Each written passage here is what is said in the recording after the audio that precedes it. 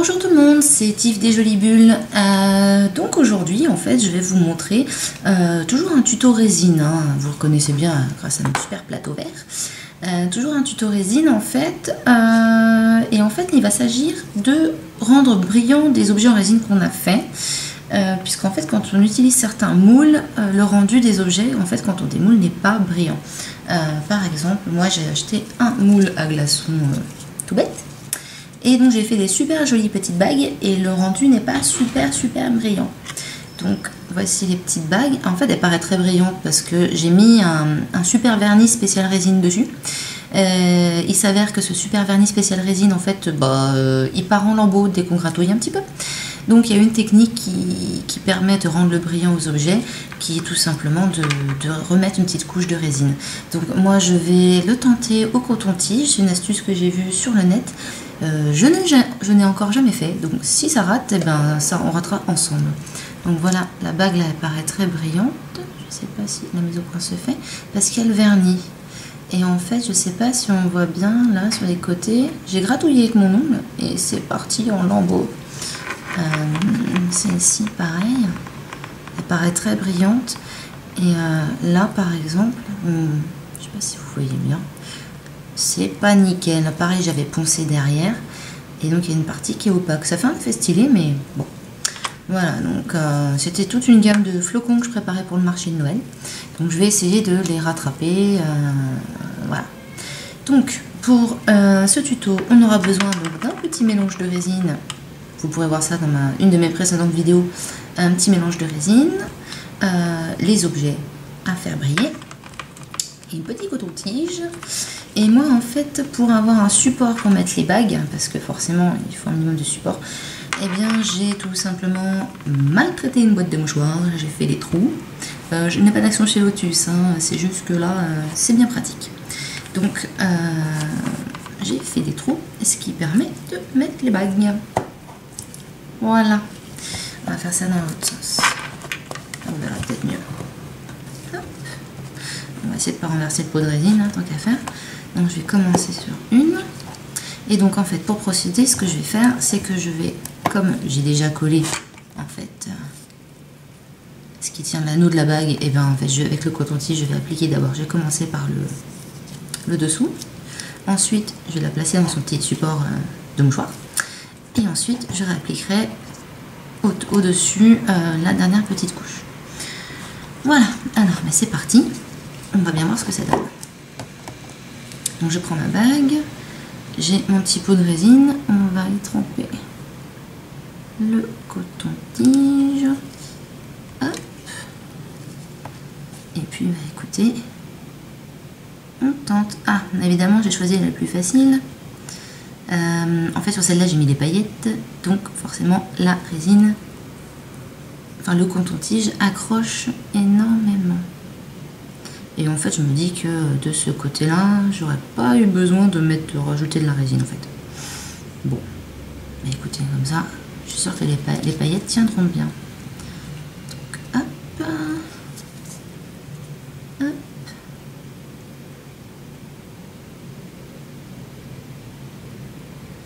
Voilà, ok, donc ensuite, là il n'y a pas de résine, je peux mettre les doigts. On va la mettre dans son super support. Et puis, bah, écoutez, on recommence. Alors, je ne sais pas si vous voyez, mais là où j'applique la résine, ça devient brillant comme du verre.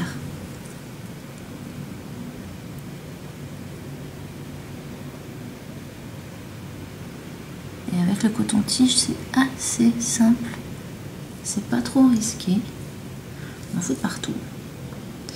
Par contre, c'est hallucinant la brillance qu'on obtient. Donc plutôt que de mettre un vernis qui tient pas et de l'acheter je ne sais plus combien, voilà, vaut mieux rester sur la résine.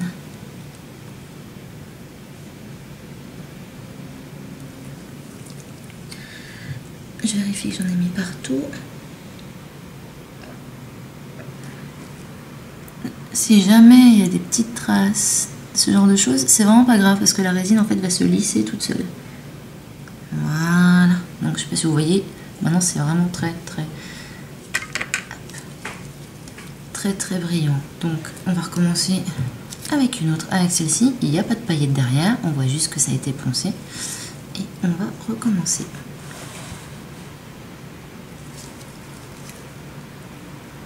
Donc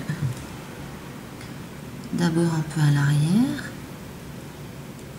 Et en fait, directement les traces de ponçage disparaissent.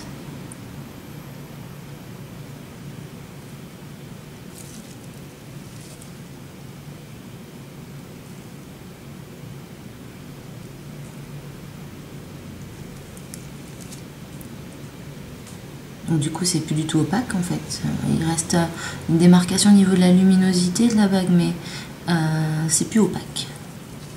Donc c'était ce que je voulais. Ensuite on la met dans son super support. Hop. Et on continue. J'espère que le fait qu'il reste du vernis en dessous ne va pas gêner.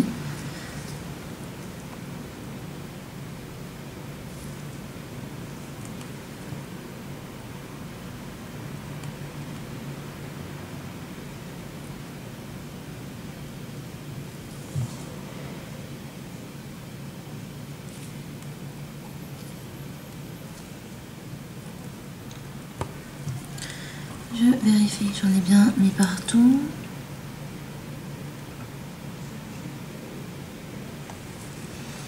Et voilà. Et pour vous, que vous vous rendiez compte à quel point ça peut rendre le brillant en fait,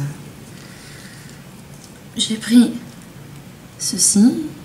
Donc ça, ce sera pour une future bague en fait. J'ai incorporé des fibres dedans. Je vais vous montrer dans un tuto comment on fait. Donc en fait, les fibres Angelina, ça s'appelle, qui réagissent à la chaleur, et en fait derrière c'est noir, ce qui donne toute la profondeur en fait de la couleur des fibres. Et pour vous montrer à quel point ça peut rendre la brillance, la résine, je vais vous montrer là-dessus. En fait elle est complètement opaque, mais alors quand je vous dis complètement opaque, c'est-à-dire que c'est même pas joli.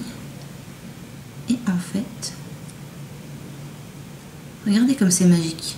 Là on le voit, ça scintille mais vraiment de mille feux. Juste l'endroit où j'ai mis la résine en fait.